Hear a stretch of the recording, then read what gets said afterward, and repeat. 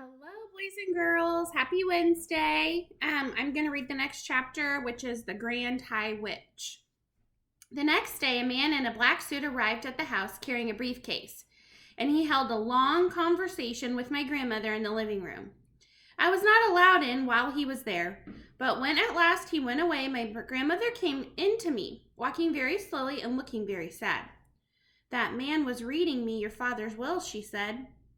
What is a will? I asked her. It is something you write before you die, she said, and in it you say who is going to have your money and your property, but most important of all, it says who's going to look after your child if both the mother and father are dead. A fearful panic took hold of me. It did say you, Grandmama, I cried. I don't have to go to somebody else, do I? No, she said, your father would never have done that. He has asked me to take care of you for as long as I live, but he has also asked that I take you back to your own house in England. He wants us to stay there. But why, I said, why can't we stay here in Norway? You would hate to live anywhere else. You told me you would. I know, she said, but there is a lot of complications with money and with the house that you wouldn't understand. Also, it is said in the will that although your family is Norwegian, you were born in England and you have started your education there, and he wants you to continue going to English schools. Oh, Grandmama, I cried. You don't want to go live in our English house. I know you don't. Of course I don't, she said, but I'm afraid I must. The will said that your mother felt the same way about it, and it is important to respect the wishes of the parents. There is no way out of it. We had to go to England, and my grandmother started making arrangements at once. Your next school term begins in a few days, she said, so we don't have any time to waste. On the evening before we left for England, my grandmother got on to her favorite subject once again. There are not as many witches in England as there are in Norway, she said. I'm sure I won't meet one, I said. I certainly hope you won't, she said, because those English witches are probably the most vicious in the whole world. As she sat there smoking her foul cigar and talking away, I kept looking at the hand with the missing thumb. I couldn't help it. I was fascinated by it, and I kept wondering what awful thing happened that time when she had met a witch. It must have been something absolutely appalling and gruesome, otherwise she would have told me about it. Maybe the thumb had been twisted off, or perhaps she had been forced to jam her thumb down the spout of a boiling kettle until it was steamed away. Or did someone pull it out of her hand like a tooth? I couldn't help trying to guess. Tell me what those English witches do, Grandmama, I said. Well, she said, sucking away at her stinking cigar, their favorite ruse is to mix up a powder that will turn a child into some other creature or other that all grown-ups hate. What sort of a creature, Grandmama? It is often a slug, she said. A slug is one of their favorites. Then the grown-ups will step on the slug and squish it without knowing it is a child.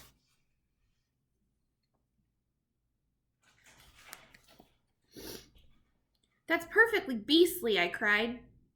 Or it might be a flea, my grandmother said. They might turn you into a flea.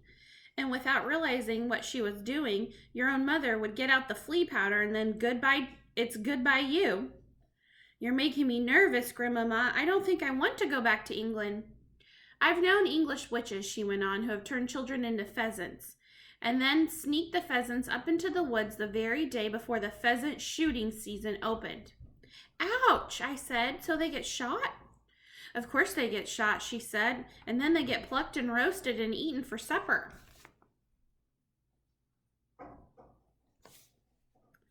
I pictured myself as a pheasant flying frantically over the men with the guns, swerving and dipping as the guns exploded below me. Yes, my grandmother said, it gives the English witches great pleasure to stand back and watch the grown-ups doing away with their own children. I really don't want to go to England, Grandmama. Of course you don't, she said, nor do I, but I'm afraid we've got to. Are witches different in every country, I asked. Completely different, my grandmother said, but I don't know much about the other countries. Don't you even know about America, I asked.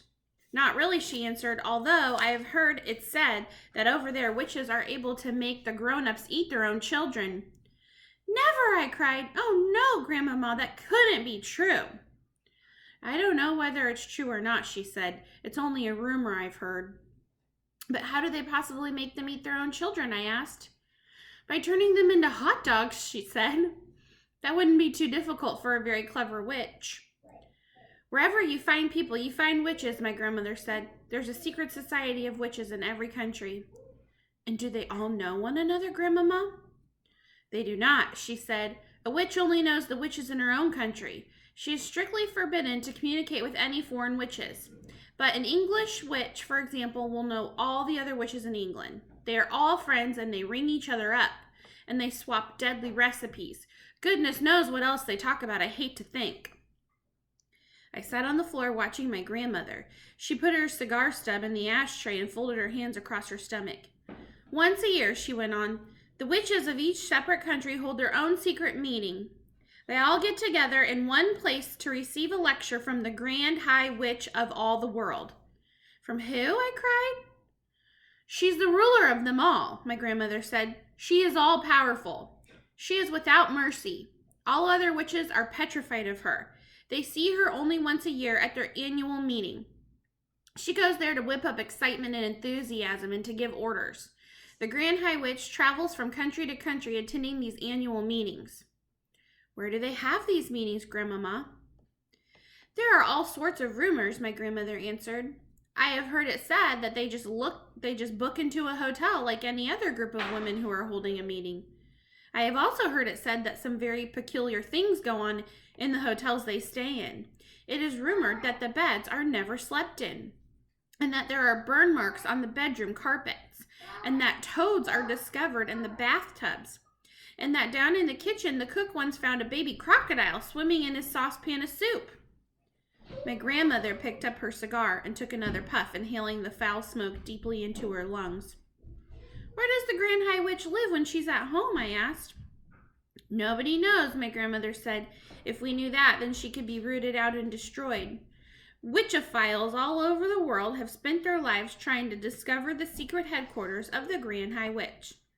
What is a witchophile, Grandmama? A person who studies witches and knows a lot about them, my grandmother said.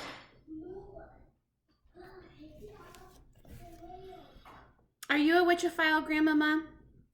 I am a retired witchophile, she said. I am too old to be active any longer, but when I was younger, I have traveled all over the globe trying to track down the Grand High Witch. I never came even close to succeeding. Is she rich? I asked. She's rolling, my grandmother said, simply rolling in money. Rumor has it that there is a machine in her headquarters which is exactly like the machine the government uses to print the banknotes you and I use. After all, banknotes are only bits of paper with special designs and pictures on them. Anyone can make them who has the right machine and the right paper. My guess is that the Grand High Witch makes all the money she wants, and she dishes it out to witches everywhere. What about foreign money? I asked. Those machines can make Chinese money if you want them to, grandmother said. It's only a question of pressing the right button. But Grandmama, I said, if nobody has ever seen the Grand High Witch, how can you be so sure she exists? My grandmother gave me a long and very severe look. Nobody has ever seen the devil, she said, but we know he exists. The next morning we sailed for England, and soon as I was back in the old family house in Kent, but this time with only my grandmother to look after me. Then the Easter term began, and every weekday I went to school, and everything seemed to have come back to normal again. Now, at the bottom of our garden, there was an enormous conker tree, and high up in its branches, Timmy, my best friend, and I started to build a magnificent treehouse. We were able to work on it only at the weekends, but we were getting along fine. We had begun with the floor, which we built by laying wide planks between two quite far apart branches and nailing them down. Within a month, we had finished the floor. Then we constructed a wooden railing around the floor, and that left only the roof to be built.